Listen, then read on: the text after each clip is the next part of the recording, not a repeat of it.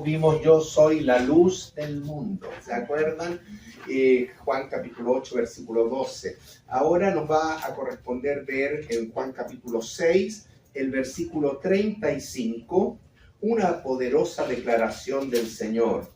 Ya Jesús les dijo a todos estos oyentes, a sus discípulos, a todos parte del pueblo de Israel, les dijo: yo soy el pan de vida, el que a mí viene nunca tendrá hambre, y el que en mí cree no tendrá sed jamás. Así que esta es la declaración que hoy día nos convoca para analizar cuál es realmente su significado, ¿ya? Es interesante porque esta frase, de alguna u otra manera, se repite en capítulo 6 de Juan en varios versículos. Nos hemos quedado con el número 35. Pero si vamos al 41, usted lee también al final, la segunda parte, palabra de Jesús: yo soy el pan que descendió del cielo. Yo soy el pan de vida, yo soy el pan que descendió del cielo. Versículo 48 dice: yo soy el pan de vida. Nuevamente ya hay una repetición, lo cual habla de una certeza, de una firmeza en la palabra del Señor Jesús. Y el versículo 51 dice: yo soy el pan vivo que descendió del cielo, ¿ya? Así que hay una reiteración de esta tremenda e importante aseveración que el Señor Jesús hace de sí mismo. Como hemos visto, lo primero que hacemos al enfrentarnos a estas declaraciones es enmarcar el versículo, los versículos, la frase, la declaración en el contexto, ¿ya? Y eso es parte básica de cualquier estudio de la palabra del Señor, ver el contexto. Y el contexto de esta frase es todo el capítulo 6. Así que tenemos un buen desafío de analizar el capítulo 6. Que nos comienza con un milagro extraordinario del Señor Jesús, ya que es la alimentación de los 5,000 hombres. Vamos a ir entonces al versículo 1 y 2 y vamos a ir desarrollando rápidamente, eso sí, este contexto para llegar a la frase donde el Señor dice: yo soy el pan de vida, ¿ya? El que a mí viene no tendrá hambre. El que en mí cree no tendrá sed jamás, ¿ya? Para llegar a ese versículo, entonces, está en el contexto de la alimentación de los 5,000 hombres. Dice el versículo 1 del capítulo 6, después de esto, y se refiere básicamente a una visita de Jesús al territorio de Judá, o sea, a Jerusalén. Sin embargo, hay un compás de espera, de tal manera que el Señor va también a proclamar la palabra al otro lado del mar de Galilea, es decir, a la zona de Perea, a la zona de Decápolis, no la zona ni de Galilea ni de Judá, Judea, que está en relación a la tierra de Canaán, sino que es al otro lado del mar de Galilea, al otro lado del Jordán, ¿ya? Es la tierra donde en la época de Jesús se llamaba Decápolis, ¿ya? Porque la característica es que habían 10 ciudades importantes. Una de ellas, por ejemplo, la ciudad de Gadara. ¿Se recuerda usted del endemoniado gadareno? Bueno, está al otro lado del Jordán. Y que el Señor viaja ya por el mar de Galilea al otro lado del mar de Galilea, o el mar de Tiberias también se llama, ¿ya? A este costado, la costa del mar de Galilea, las ciudades importantes son Capernaum y Tiberias. No está en la costa, pero está en este lado Nazaret. Nazaret no está pegada al mar de Galilea, ¿ok? Pero sí pegada a la costa del mar de Galilea o lago de Genesaret está, ya para que usted se ubique, Capernaum, que era el centro de operaciones del Señor Jesús, y la ciudad de Tiberias, ya en honor al emperador romano Tiberio, ya así se llamaba. Y el lago se llamaba Mar de Galilea, Lago de Genesaret o Mar de Tiberias también, ya, de Tiberiades, ¿ok? Bueno, el Señor Jesús con sus discípulos cruza al otro lado del mar de Galilea, y le dice, y cuando llega, observa que le seguía una gran multitud, porque veían las señales que hacía en los enfermos. Y aquí en este versículo vemos que la razón por la cual el Señor Jesús era seguido por muchos, ¿ya?, es por las señales, o sea, los milagros que él hacía y milagros que nos favorecían. Y ahí está un poco el egoísmo humano, ya, donde obviamente siempre va en pro de satisfacer sus necesidades, en este caso necesidades físicas, necesidades de salud, necesidades materiales. Es decir, vemos que la multitud básicamente está enfrascada en una mirada con ojos físicos, no con ojos espirituales. ¿Está claro? Ojos físicos, sanidades. Ya, fíjese que ya había sanado al final del capítulo 4 al hijo de un noble. En el capítulo 5 Jesús sana al paralítico de Betesda en Jerusalén. Ahí está el capítulo 5. Entonces había una fama del Señor Jesús de que era un poderoso sanador. Y a causa de esa sanidad, por supuesto, mucha gente le seguía para lograr obtener una salud, o un pariente que estaba enfermo, una sanidad. Entonces había un interés muy físico, muy material detrás de todo este pueblo. ¿Se entiende? ¿Ya? Y dice en el versículo 3, entonces subió Jesús a un monte. Estamos en el otro lado del mar de Galilea, hay un monte, al otro lado, en el lado opuesto de Capernaum, lado opuesto de Galilea, hay un monte, y se sentó allí con sus discípulos, y ojo, estaba cerca la Pascua, la fiesta de los judíos. Muy importante, ya, esta es la primera fiesta que se desarrolla en el primer mes del año agrícola. Ya estamos en primavera. Entonces, cuando a mí me hablan de Pascua, yo inmediatamente tengo que ir al calendario judío, tengo que ir al mes de Nisan, y la Pascua comenzaba el día 14. Y después de la Pascua, celebrando la liberación del pueblo de Israel de Egipto, con aquel cordero pascual que era sacrificado y que se puso su sangre en los dinteles de las puertas, ¿no es verdad?, en los postes y en el dintel de la puerta. ¿Para qué? Para que el primogénito no muriera. Y de esa manera Dios juzgó a Egipto y a Faraón, ¿ya?, y liberó a su pueblo. Esa era la Pascua, ¿ya? Lo central de la Pascua es que había liberación por el sacrificio del Cordero Pascual. Y Jesucristo es una figura de Cristo, porque Cristo es el Cordero de Dios que quita el pecado del mundo. Entonces esa fiesta para el judío era importantísima, ¿ya? Y era una fiesta que se desarrollaba en primavera, abril allá como acá, es primavera. Yo en Chile tengo que hacer el cambio porque allá es otoño. Entonces es primavera, y es el inicio del año agrícola, del año también, el año religioso también de Israel, ¿ya? Así que estaba cerca esa fiesta. Y además hay que agregar que era una fiesta de peregrinación, o sea, era una de las fiestas que no se podía celebrar en la localidad donde el israelita vivía. Puede ser Nazaret, o puede ser en Caná de Galilea, o puede ser en alguna otra ciudad, ¿ok? No. Ese israelita tenía que movilizarse en una fiesta de peregrinación, porque esa fiesta se celebraba en el templo de Jerusalén, en la época del Señor Jesús. Habían 3 fiestas de peregrinación. ¿Cuáles eran esas 3 fiestas de peregrinación? Pascua con lo que sigue, panes sin levadura, una semana de fiesta que es la fiesta de panes sin levadura. 50 días después, ya, se celebraba la fiesta de las gavillas, ya, perdón, la fiesta de las semanas de Shavuot, la fiesta de Pentecostés, era otra fiesta, ya, de peregrinación. Gavilla, una fiesta que estaba en medio de los panes sin levadura, que era el primer día de la semana, el domingo, ya, pero 50 días después de la fiesta de Pascua, de la fiesta de panes sin levadura, y específicamente el día domingo, que era la fiesta de Gavilla, 50 días contaba usted, llegaba otro domingo, y se celebraba la fiesta de las semanas, o la fiesta de Pentecostés. Usted recuerda que en Pentecostés vino el Espíritu Santo, y comienza el inicio de la iglesia. ¿ya?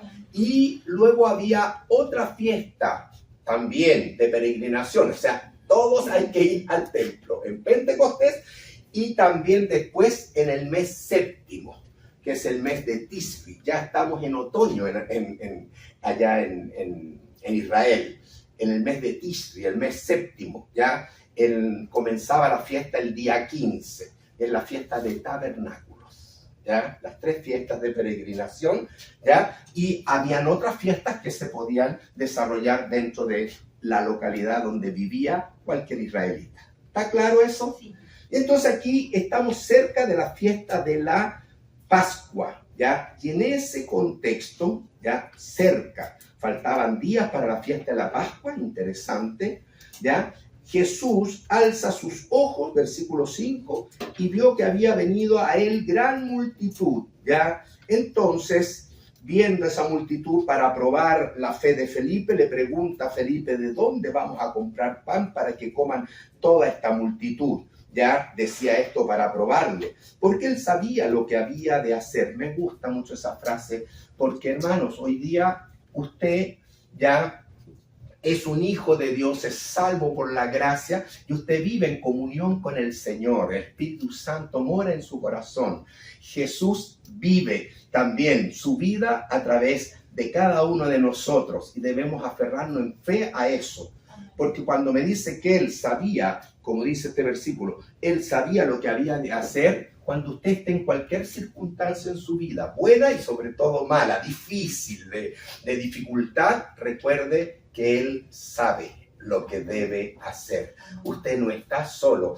Es una frase que me habla de que él está al control. Él sabe lo que va a hacer. Él hoy día sabe lo que tiene que hacer en su vida. Así que, hermano, esa es una palabra de mucha consolación, ¿no es verdad? Sí.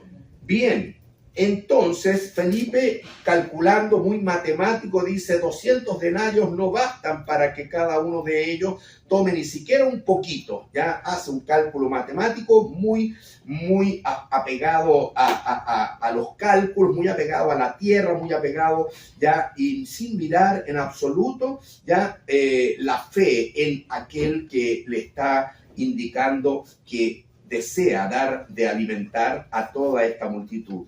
Sin embargo, uno de los discípulos, que es Andrés, hermano de Simón Pedro, le dijo, aquí está un muchacho que tiene 5 panes de cebada y 2 pececillos. Más, ¿qué es esto para tanto? Por lo menos Andrés ve en el deseo del Señor y conecta y trata de resolver. Y dice, mira, aquí hay alguien que tiene apenas 5 panes y 2 peces. Sin embargo, echa todo a perder con la pregunta, ya que muestra una falta de fe, una fe muy inmadura. Pero ¿qué es esto para tanto? O sea, se sumerge también con una mirada física sin ver ¿a quién? Al Señor. ¿Cuántas veces nosotros ya estamos bien con el Señor, pero de repente ya flaquea nuestra fe frente a una dificultad y actuamos como Andrés? ¿Qué es esto para tantos? Miramos la problemática en lugar de mirar a quién, mirar al Señor, mirar al Señor. Todo esto es parte del contexto. Y entonces Jesús les dijo, hacer recostar la gente. Había mucha hierba en aquel lugar, se recostaron como el número de 5,000 varones. Ahí subraya que esta alimentación no solamente fue para 5,000 personas, sino 5,000 varones. Si a eso le agregamos, ¿no es verdad?, que habían mujeres, esposas, que habían hijos, niños, lo más probable es que nos quedamos cortos quizás con un número del doble, de 10,000 personas. Así que es un milagro muy portentoso del Señor Jesús. Y tomó Jesús aquellos panes de ese niño, 5 panes, y habiendo dado gracias. Qué importante dar gracias, encomendar todo esto que es provisión del Señor a nuestro Dios, los repartió entre sus discípulos, o sea, los da a los discípulos. Estos son los 12 apóstoles, los que están ministrando, sirviendo, los que servían y acompañaban al Señor. Y los discípulos, los apóstoles, entre los que estaban recostados, repartieron asimismo los panes como los peces, cuanto querían. Y cuando se hubieron saciado, dijo a sus discípulos, recoged. Primero, el Señor va a satisfacer totalmente la necesidad de alimentación de toda esta multitud. Ya dice cuando se hubieron saciado, incluso sobra. El Señor siempre da más abundantemente de lo que necesitamos o de lo que pedimos. Esa es la expresión, porque nuestro Dios es un Dios todopoderoso, lleno de amor y de misericordia por cada uno de nosotros. Entonces el Señor Jesús, al ver que sobró, recoged, dijo, los pedazos que sobraron para que no se pierda nada. Recogieron todos los apóstoles entonces y llenaron 12 cestas de pedazos. ¿Por qué 12 cestas? Porque son 12 los que pudieron participar repartiendo este alimento y ven con gran asombro que sobró tanto que se llena una cesta llena por cada apóstol. ¿Ya? También representa un poco, podríamos decir, a la nación de Israel, porque la nación de Israel ya es formada por 12 tribus. Esto quiere decir que el Señor provee para todo su pueblo. Dios es el gran proveedor, ¿ya? Y hoy día es tu proveedor, es mi proveedor. Entonces tenemos que tener fe y confianza de que Él nos va a bendecir porque Él nos provee y va a sobrar. Recogieron 12 cestas de pedazos que de los 5 panes de cebada sobraron a los que habían comido. Entonces aquellos hombres, viendo la señal o el milagro que Jesús había hecho, dijeron: este verdaderamente es el profeta que había de venir al mundo. Pero entendiendo Jesús que iban a venir para apoderarse de él y hacerle rey, volvió a retirarse al monte, él solo. Entonces, una vez que ellos se dan cuenta de este tremendo milagro del Señor, donde sobran 12 cestas llenas, ya reconocen en Jesús al profeta ya que había de venir y quisieron hacerle rey. ¿Por qué? Porque es gente muy visual y pegada a lo físico, a lo material. Seguían al Señor porque Él sanaba. Ahora ven un milagro, wow, este debe ser el Mesías que ha de venir. Y trataron de tomarle para hacerle rey, es decir, para hacerle un libertador político, un libertador militar que los sacara del yugo romano. En última instancia, con esta lectura vemos que ellos no entendían el verdadero propósito por el que Jesús ya venía a este mundo. Ya el propósito del Señor es primeramente darnos libertad espiritual, salvación del alma. Ellos solamente estaban inmersos, muy pegados a la tierra, con una vista muy por vista y no por fe, y por ello entonces Jesús dice que se retiró. Luego en los versículos que siguen, manteniendo el contexto en esta explicación inicial, ya versículos 16 al 21, dice que se hizo de noche. Vea usted, no lo voy a leer ya del 16 al 21, pero parafraseemos algo. Lo interesante es que se hace ya de noche, después de terminar este milagro, donde la multitud quiere hacer rey al Señor, pero el Señor sin duda se aparta a orar. Y siendo de noche, los discípulos dicen: tenemos que regresar a casa. Están al otro lado del mar de Galilea y hay una sola barca. Entonces se montan en la barca y cruzan de regreso a Capernaum, de regreso a la otra riviera ya opuesta del mar de Galilea. Ya se regresaron en la única barca que había. Y Jesús, hay otro tremendo milagro, porque llegó en medio del mar de Galilea caminando sobre el mar, y dice que había viento, o sea, hay viento, hay olas, o sea, que hay un poquito de movimiento, de tempestad, y ellos vieron al Señor al punto que se asustaron, y Jesús les dice: no temáis, y el Señor sube a la barca que está muy cerca de la riviera, es decir, el Señor caminó ya prácticamente todo el mar de Galilea. Por los estadios que ahí dice, más o menos caminó 2,5 kilómetros a 3 kilómetros, ¿ya? Casi cuando ellos estaban por embarcar, ¿cómo se dice? llegar a la parte de la riviera de Capernaum, casi el Señor entonces llegó a ellos. Un tremendo y portentoso segundo milagro que vemos en este capítulo 6, hermano. Es maravilloso, ¿ya? Y entonces, en el versículo 22, ya al día siguiente. Todo esto sucede de madrugada, de noche. Anocheció, es de noche, y llegan. Y al día siguiente, la gente que había sido alimentada al otro lado del mar, esa gente ya vio que no había habido allí más que una sola barca. Y ellos sabían que Jesús no había entrado en la barca con los discípulos. Ellos supieron que la barca se fue solo con los discípulos y que el Señor se quedó orando allá en el monte. Entonces, ellos dijeron ya ¿qué está pasando? O sea, además está la evidencia de este otro milagro, que el Señor desaparece de ese lado del mar de Galilea y no está.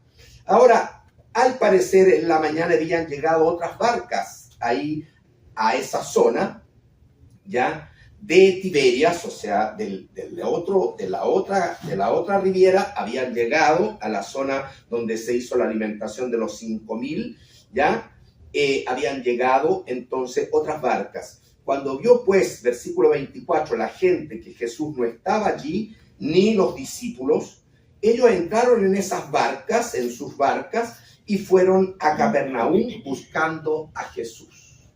Mire, lo bonito es, por último, que ellos tuvieron un interés de buscar a Jesús, pero la motivación no es la correcta, porque la motivación, y cuidado con la motivación, uno tiene que siempre estar cuestionando cuál es la motivación por la cual yo me acerco a Dios, por la cual yo busco a Dios. No vayan a haber motivaciones no sinceras, no correctas. Ellos tenían una mala motivación, la motivación de que el Señor siguiera haciendo milagros para sanarnos, para alimentarnos, para ser nuestro proveedor, porque de esa manera no tenemos ninguna necesidad física. Ese es el pensamiento de todos ellos. Y le encontraron a Jesús, versículo 25, al otro lado del mar, y le dijeron: Rabí, ¿cuándo llegaste acá? Claro, porque sabían que había algo extraño. El Señor, primero, ¿cuándo llegó? Y también yo creo que todos se están preguntando: ¿y cómo llegaste acá? Porque no había otra barca, ¿ya? Entonces hay un interrogante. Sin embargo, el Señor no responde a la pregunta de ellos. Si se dan cuenta, no responde la pregunta. A Él no le interesa ni cómo llegué, ni cuándo llegué. Eso no es de la mayor relevancia. Jesús respondió: de cierto os digo, que me buscáis no porque habéis visto las señales, sino porque comisteis el pan y os saciasteis. Ustedes me buscan porque tienen un único interés, que yo realmente les satisfaga en todas sus necesidades materiales, en sus necesidades físicas. Su motivación, le está diciendo, no es correcta, no es correcta. Incluso ni siquiera por los milagros. Y es verdad que uno ve el pueblo de Israel en el desierto. Mira, frente a todos esos milagros, cualquiera hubiese abrazado a Jehová, pero así no lo suelta. Sin embargo, ¿cuál fue la consecuencia? Que toda aquella generación pereció y no entró a Canaán a causa de su incredulidad, a causa de su pecado. Vieron tremendos milagros. Así que el hombre, aunque vea milagros, ese no es motivo para que abrace a Cristo, ¿ya? Ni siquiera por los milagros, pero sí, si sus barriguitas están satisfechas, si sus necesidades, si no te falta nada, si estás cómodo, eso sí puede generar en el hombre un deseo de acercarse a Dios. Y esa era la motivación que era incorrecta. ¿Está claro? Sí, pero... Muy física, muy material. Cuéntame, hermana Cristina. Sí. Lo mismo siempre. El hombre también busca en el Evangelio de la Prosperidad, que busca lo material siempre, y sanidad, y donde quiera que hay un profeta falso, claro, profeta, andan buscándolo y ellos hacen desafíos para ver ese profeta. Claro. o cosas realmente sobrenaturales. El hombre busca, ¿ya? Y si no lo busco en Dios, bueno, entonces lo busco en la magia, en el terreno de Satanás. Y por eso que hay tanto horóscopo, tarot, consultar el espiritismo, etc. El hombre es inquieto por ese tipo de situaciones, pero es una mala motivación. ¿Está claro la motivación que es incorrecta? Bueno, el Señor se las va a aclarar. En el versículo 27, todo empieza a cambiar. Sabemos que buscaban a Jesús porque Él les había satisfecho una necesidad física, una necesidad material. Es en ese contexto, no olvide el contexto, que comienza la enseñanza del Señor acá del versículo 25 hasta el 35 que concluye con la aseveración. Pero en el 27, el Señor entonces les muestra, después de señalarles que tienen una motivación incorrecta, les muestra por qué debieran realmente preocuparse. Entonces dice, trabajad, ¿ya? Trabajad. ¿Se acuerdan cuando hablamos de la puerta? Esforzaos, ¿ya? Trabajad, preocúpense, luchen, busquen esto, no la motivación que traen. Trabajad no por la comida que perece. No trabajen por las cosas físicas, materiales, temporales, las cosas de este mundo. No trabajen por eso. Denle prioridad a la comida que a vida eterna permanece. Entonces, inmediatamente el versículo 27, el Señor Jesús, después de mostrar que la motivación de ellos era física, material, pegada a lo terrenal, les dice, no, ustedes deben preocuparse primeramente no por el alimento físico, sino por su alimento espiritual. Entonces, el Señor empieza a dar la enseñanza ahora de lo material, que deja claro que está incorrecto, por lo espiritual. Y ese cambio está en el versículo 27. Trabajar no por la comida que perece, ¿ya? Sino por la comida que a vida eterna, y empieza a hablar de vida eterna, contexto espiritual, permanece, la cual el Hijo del Hombre os dará. Y habla de que Él, lo más importante es que es el proveedor de la vida espiritual, de la vida eterna, no de la vida física. Sí, Él es el creador, porque Él nos creó, ¿no es verdad? Así que también a Él le debemos la vida física y lo celebramos en cada uno de nuestros cumpleaños. Pero más importante aún que eso es nuestra vida espiritual, en nuestro cumpleaños de nuevo nacimiento, podríamos decir. Qué importante el día en que tú y yo, hermano, ya reconocimos al Señor Jesús y tuvimos un encuentro con Él y Él nos salvó. Y de eso está hablando el Señor aquí. Qué importante, ¿ya? Porque el Hijo del Hombre, Él es el único que les puede dar esa vida eterna, ya que es la vida que permanece. Porque a Jesús, señaló Dios el Padre. Él es el único enviado, es el único al cual se le ha dado esta misión de venir a ser el Salvador del mundo. El único, ¿ok? Así que el mundo está lleno de religiones y muchos profetas, y puede ser un Mahoma, un Confucio, pero ninguno de ellos vino a salvar. Él vino a mostrar a lo mejor una filosofía de vida que pudiera ser un poquito más elevada que la filosofía que se ve normalmente en el mundo. Pero ¿en base a qué? Al esfuerzo que el hombre por sí mismo hace. Pero por más esfuerzo que el hombre haga, jamás va a poder salvarse a sí mismo. El hombre está desprovisto de esa posibilidad, está incapacitado de salvarse a sí mismo, está imposibilitado. Por eso que el Señor, nuestro Dios, el único Dios verdadero, tuvo que proveer al pan de vida, al que provee la salvación eterna, no solamente un alimento temporal. ¿Está claro? Entonces, eso es lo que el Señor les va diciendo. Y ahí comienza un diálogo con esta multitud que le seguía, que buscaba al Señor. ¿Ya? Comienza ese diálogo. Entonces le dijeron, ¿qué debemos hacer para poner en práctica las obras de Dios? Otra pregunta. Y otra pregunta que el Señor no contesta directamente, es interesante, ¿ya? El Señor se mantiene en el tema que a Él le interesa. Hermano, esto también nos debe enseñar, porque muchas veces cuando estamos en evangelismo, qué sé yo, pueden hacernos preguntas que nos hacen desviar del tema. La respuesta de esa pregunta, lo más natural hubiese sido, como alguna vez Jesús lo dio, ¿ya? Guardar los mandamientos. ¿Qué debo hacer, ya, para poner en práctica las obras de Dios? Guarda la palabra, guarda los mandamientos. Jesús no respondió así. Respondió Jesús y les dijo, esta es la obra de Dios, que creáis en el que Él ha enviado. La verdadera y principal y central obra de Dios para cualquier ser humano, para el mundo, es que esta persona crea en Cristo como Salvador personal, que vea su necesidad no material, su necesidad espiritual y que crea en Él, porque Él es la provisión de Dios para salvación. Lo que tú no puedes hacer por ti mismo, Dios en su amor por ti lo proveyó. ¿En quién? En Cristo. Él es el pan de vida. ¿Está claro? Bueno, eso es lo que el Señor empieza aquí a responder. Entonces, hermano, lo central en el corazón de Dios, lo central, lo que es la obra de Dios por esencia, la obra de Dios por esencia es que el hombre crea. ¿En quién? En el enviado, en Cristo, para salvación.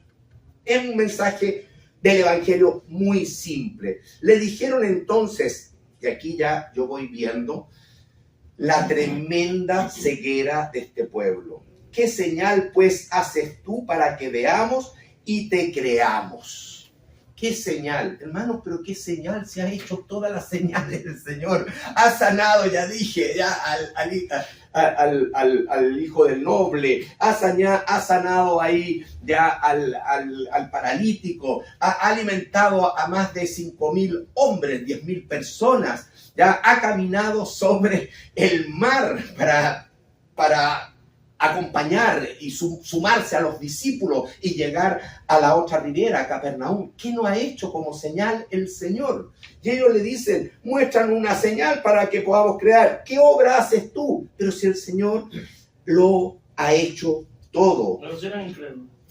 Mantienen la incredulidad. Hermanos, por eso... Yo pienso, permiso, Carlos, sí, que adelante. En estos tiempos de antes, estas personas tuvieron el privilegio y la bendición de poder ver cara a cara al Señor, ¿no? Y incluso ver los milagros que hizo, ver cosas, espectaculares. Hoy día no hay excusa. Entonces, estas personas necesitaban, en mi opinión, yo pienso que menos fe para ser cristianos que hoy en día nosotros, que no podemos ver físicamente al Señor, ni vemos los milagros ahí hechos por Él delante. Vemos los milagros hechos, sabemos que fue el Señor que lo hizo. Amén. Pero requiere un nivel de fe mucho más profundo y más comprometido de los cristianos de la actualidad, en mi opinión, que los de aquel tiempo que tenían al Señor ahí, lo veían todo y aún así eran incrédulos. Incrédulos. Y al Señor, antes, el que los sacó de Egipto, yo mencionaba la travesía ya por el desierto, en la apertura del Mar Rojo, etc. O sea, los milagros han abundado. Por eso que dice la Biblia, Dios no se ha dejado sin testimonio. El cualquiera sea, y por último, en estos postreros días nos ha hablado por el Hijo. Entonces tenemos al Señor Jesús y toda la obra del Señor Jesús, ¿ya? Y lo que tú dices me hizo recordar un versículo que el Señor le dijo a Tomás, bienaventurados los que no vieron y creyeron. Fíjense lo bienaventurados que somos nosotros. Quizás no hemos visto como vieron ellos esto de la alimentación de los 5,000, pero tú crees, tanto yo creo. Creemos todo. Gracias al Señor, ¿ya? Somos bienaventurados. Amén, amén. Gracias al Señor. Gracias, hermanito. ¿Ya? Bueno, entonces, en este contexto, vamos viendo, hermanos, ya que Jesús que les empieza a dar la verdadera enseñanza en el versículo 27, que el mensaje no es material, no es terrenal, no es temporal, el mensaje es espiritual, ¿ya? Eso es lo que ustedes necesitan. Y vemos en contraste el diálogo con el hombre, a un hombre terrenal pegado acá a este piso, ciego, con una ceguera tremenda. Muéstranos señal, pero sea, la acabas de ver, se acaba de alimentar a más de 5,000 hombres. Ya, yo veo a este hombre con soberbia, pidiéndole al Señor, ya, muestra alguna señal para que veamos y te creamos.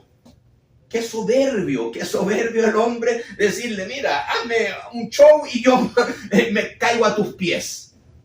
Eso es ceguera, eso es soberbia. Además, qué olvidadizos son, porque estaban al día siguiente, el día anterior, había sucedido este milagro de la alimentación de los 5,000. Se habían olvidado. Qué ingratitud. Así es el hombre. Y entonces también tiende siempre a hacer comparaciones odiosas. Es comparativo el hombre. ¿Ya? Fíjense, nuestros padres. De ahí comienza la comparación. Nuestros padres, ¿ya? Se refiere a los que originaron Israel y la liberación ahí en el desierto. Nuestros padres comieron el maná en el desierto.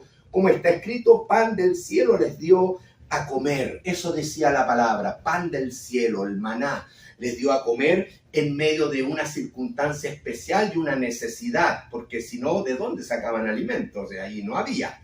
Entonces Dios proveyó también en su gracia el pan del cielo, transitoriamente en ese maná, en la trayectoria de Israel, su pueblo redimido por el desierto. Y ellos le dicen, nuestros padres comieron el maná, pan del cielo nos dio a comer. Y Jesús les dijo, de cierto os digo, no fue Moisés, nos dio Moisés el pan del cielo, es el Señor, siempre. Él es un instrumento, es mi Padre, mas mi Padre os ha dado el verdadero pan del cielo. Ese maná fue un alimento temporal, transitorio y físico, y ustedes lo reconocen. Pero ahora el Señor ha enviado al verdadero pan del cielo. ¿Quién es? Jesús. Porque el pan de Dios es aquel que descendió del cielo y da vida al mundo. Entonces, cuando el Señor les dice esa afirmación, ellos entonces le dijeron, danos siempre este pan, ¿ya? ¿Para qué? Para tener siempre alimentos. Siguen pensando en aspectos físicos, siguen ciegos, siguen ya sin entender las cosas espirituales. Es en ese contexto que llegamos al versículo 35. Jesús le dijo, yo soy el pan de vida. El que a mí viene nunca tendrá hambre, y el que en mí cree no tendrá sed jamás. Tremenda aseveración, hermanos. ¿Por qué? Primero, nosotros vimos cuando dijo el Señor, yo soy la luz, hace la invitación. En cada aseveración, el Señor está haciendo una invitación al hombre, el que me sigue. ¿Se acuerdan? Yo soy la puerta, el que entrare. Aquí dice, yo soy el pan de vida, el que a mí viene. El que a mí viene. Es una invitación, él hace una declaración, pero esa declaración desafía a una decisión en todo ser humano. Una decisión. El que a mí viene. Y Jesús en su amor y en su gracia está invitando a que todo hombre venga a él. Y si viene a mí y cree en mí, no va a tener hambre y no va a tener sed jamás. Pero se está refiriendo a que va a tener satisfechas todas sus necesidades, no solo físicas, sino espirituales, porque Él vino a dar vida y vida en abundancia. Y comienza con la salvación, con el perdón de pecados, porque si tú mantienes tus pecados, tú no puedes relacionarte con Dios. Y puedes terminar así como estoy yo, gordito, lleno de alimentos ya físicos, pero estás en falencia espiritual. Y al Señor le interesa más la importancia de llenar el alma para ser salvo, estar a cuentas con Dios, reconciliarse con Dios por medio del sacrificio de su Hijo, de Jesús. Ahí entonces llegamos a la aseveración que el Señor hace, ¿ya? Ahora, la segunda pregunta, ¿qué habrán entendido los judíos? ¿Se acuerdan que este es más o menos todas las clases han llevado este mismo esquema? ¿Qué habrán entendido el auditorio que escuchó esta frase? Y hay que ir al tabernáculo porque son todos judíos, ¿ya? Y cuando uno va al tabernáculo, y yo les traje aquí el tabernáculo y la misma foto de siempre, ¿ya? Ustedes recuerdan, cuando hablamos de yo soy la luz, el sacerdote entraba en el lugar santo. Aquí hay una cortina que se sacó, y acá está otra cortina que es el velo, y acá está el arca. ¿Ya? Entre esta entrada a la tienda, a la carpa, y el velo, esto se llama lugar santo. Y cuando el sacerdote entraba, a la izquierda encontraba la luz, la menorá. ¿Se acuerdan? Ya hablamos de eso. Pero a la derecha encontraba una mesita de oro. ¿Con cuántos panes? 12. Con 12. Con 12 panes. Con 12 panes. Acá. ¿Ya? Y en el centro, delante del velo, un altar de oro que era el altar del incienso. ¿Ok? Así que después, si quieren, lo revisan. Bueno, el judío tenía eso en su mente. Ya sabía que en el lugar santo no solamente estaba la luz, no solamente al frente del altar del incienso, sino que estaba la mesa de los panes de la proposición o los panes de la presencia, ¿ya? Literalmente en hebreo son los panes en su rostro. Eso dice el original hebreo. O sea, en la presencia, son los panes en la presencia de Dios. Eso es lo que estaba ahí en el lugar santo. ¿Cuántos panes habían? Ya dijimos, 12. 12, ¿ya? Y se ubicaban en 2 hileras. 6 y 6, ¿ya? En 2 hileras. Eran en total 12 panes, ¿ya? Estos panes, primero les voy a decir que se hacían de la harina más fina. ¿Y quién proveía esto? Lo proveía el pueblo de Dios. Hermano, esto es una enseñanza, ¿ya? Para la adoración, para la obra de Dios, son los adoradores los que tienen que, ¿entienden?, ofrendar para que se haga el ministerio, tanto en el Antiguo Testamento como en el Nuevo Testamento, como hoy día. ¿Quiénes traían el primer aceite y el mejor aceite? Siempre lo primero para Dios y lo mejor. Siempre lo primero para Dios y lo mejor. El primer prensado de las olivas daba el mejor aceite para que no, al arder y dar luz, no generara humo. Lo mismo, ¿quién proporcionaba la harina? El pueblo. Los que ministraban eran los sacerdotes. Y cada día viernes, cuando comenzaba el Shabbat, entonces se hacían 12 hojaldras de esta harina fina, que son esos panes. ¿Ok? 12.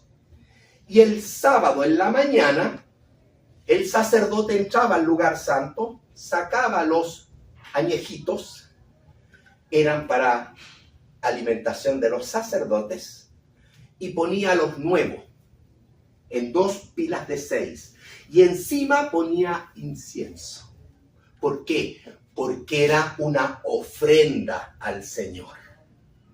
Por eso es que llevaba incienso, para que tuviera un olor fragante con incienso.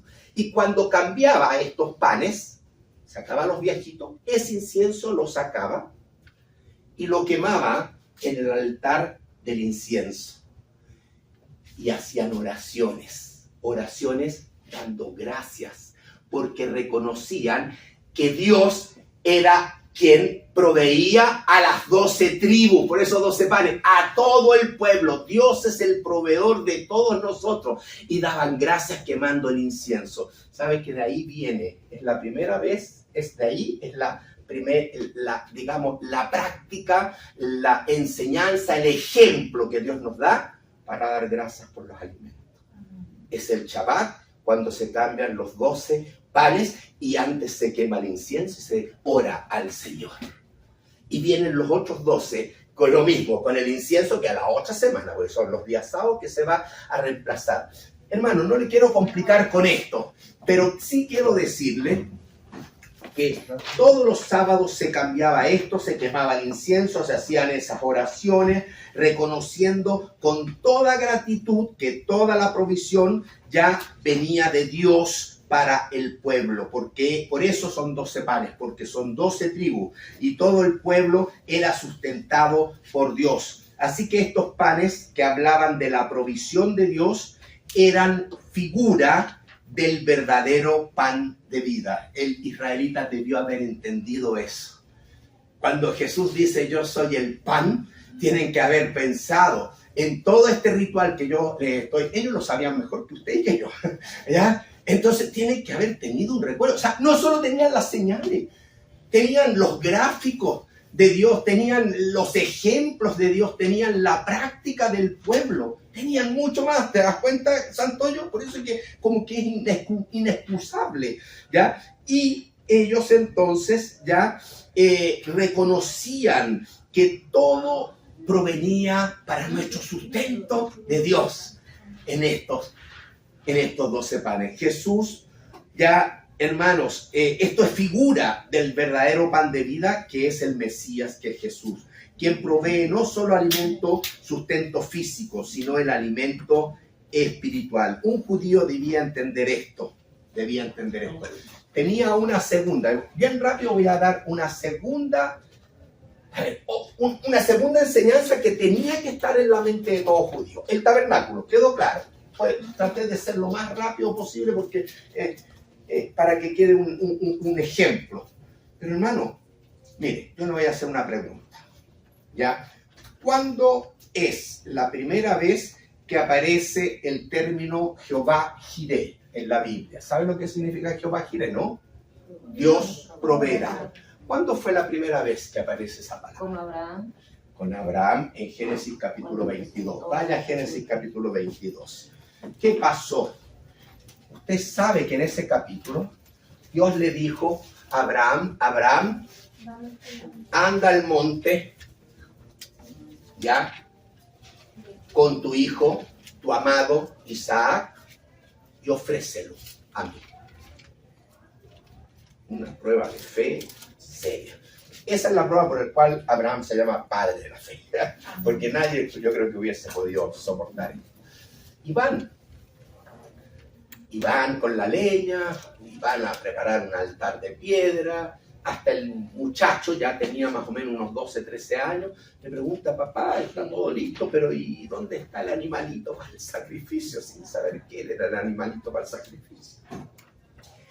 Y Abraham, usted sabe que lo va a sacrificar en obediencia, en fe al Señor. Y cuando lo va a degollar como se degolla a un cordero o no sé, ya con un cuchillo, el Señor le detiene. He visto tu fe, Abraham. ¿Ya? Y Abraham mira, ¿y qué es lo que había enredado ahí en un zarzal, en una zarza? Un carnero. Un carnero, ¿no es verdad? Ahora, Abraham le puso a ese nombre Jehová Jireh, Dios proveerá. Es más, lo había dicho antes, en fe, antes que pasara toda esta escena, porque cuando el muchacho le pregunta, Señor, Abraham, está todo listo, pero ¿dónde está el sacrificio? Dios se proveerá. Le había dicho a los siervos, nosotros vamos allí, pero volveremos. O sea, tenía una fe ya fuerte, pero llegar al altar a sacrificar a su hijo, eso ya era lo máximo. Y Abraham estuvo dispuesto. Y Dios entonces quedó con este término, Jehová Jireh, Dios proveerá. ¿Por qué? Porque proveyó de un carnero en sustitución por Isaac. Isaac pudo mantener su vida. Isaac se salvó de la muerte por un sustituto, porque Dios proveyó ese sustituto. Jesús es el carnero en un sentido, es la provisión de Dios, es Jehová Jireh, es la provisión de Dios para que tú y yo no suframos como la muerte como eterna, como Isaac, sino tengamos vida y vida eterna. Amén. Entonces, hermano, Jehová Jireh es muy importante, ya, porque es Dios quien provee el carnero para saciar ya al hombre de la muerte. Lo proveyó para que hicieran, por eso les pregunto, ¿no lo proveyó el carnero para que fuera un alimento físico? Porque el carnero no terminó siendo para un asado, no fue una necesidad alimentaria física la del carnero, fue para una necesidad espiritual, para dar vida a su hijo Isaac. Esto tenía que haberlo entendido también un judío, ¿ya? Así que, hermanos, lo mismo hace Jesús hoy día cuando dice: yo soy el pan de vida, ¿ya? Yo soy quien da salvación, porque yo soy la provisión. Yo soy Jehová Jireh. Jehová Jireh en última instancia es nuestro Señor Jesús. Para ti y para mí fue la provisión. Él dio su vida por cada uno de nosotros para que nosotros pudiéramos vivir. Así, mire todo lo que debió haber entendido un judío de esta frase: yo soy el pan de vida. El que a mí viene no tendrá hambre jamás. ¿Ya? El que en mí cree no tendrá sed jamás. ¿Por qué? Porque habló del pan y ya está insinuando el tema de la sangre, de la sed, la sangre. ¿Entiende? Que limpia el pecado.